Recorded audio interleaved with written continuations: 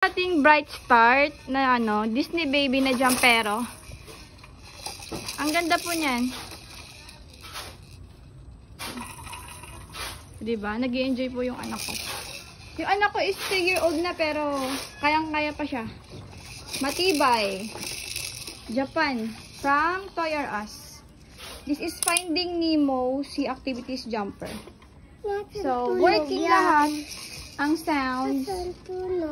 Ito tunog. Open mo lang to. Ayan. Working si Nemo. May shark here. Ito yung fish. Yan. Kompleto. Ito yung sounds.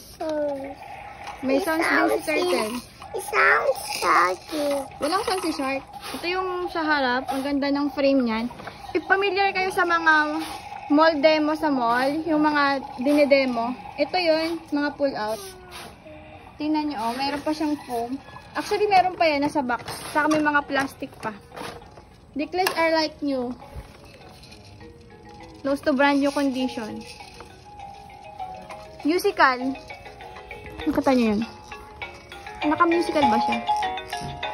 Ito siya. Oh. Ito nyo yung mga body frame. Hindi naninilaw yan. White na white. Maging yung frame, walang kalawang. At walang mga dugyot-dugyot yan. Walang gas-gas. Yan. Si Stingray, merong teeter here. Kung mahilig yung anak nyo titing yung anak nyo, 6 months, pwedeng-pwede siya. Sanitize nyo lang. Ano nyo lang sa UV light. Para safe. Yan, ang ganda ng color, oh. Pati yung mirror, oh. Hindi gas-gas.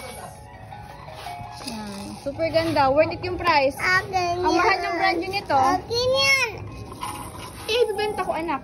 Yung anak ko, ipabenta, oh. Oh, jump ka nga, jump. Tima, ang taas mo na dyan, eh. This one is up to, up to 12 to 13 kilo, kasha. Are you happy? Ikot ka nga, ikot. Naro-rotate din siya. Yan. Rotation 360. Yan. With 13 activities. And may musical. Adjustable po yung height, ha. Yung height ko nakatodo lang kasi yung anak ko 3 years old na. Pero pag 6 months yung baby nyo, 6 months dito sa pinakaunang salpak. Adjustable siya. Saka sulit na sulit kasi magsasawa yung anak niya dyan. Kasi maraming toys. Yan. Very educational. Ano yung isa ba? Tatlo kasi yun eh. Tatlong button. May ilaw yan, di ba, nak? Yun. Ano yung isa? Wow. Ito.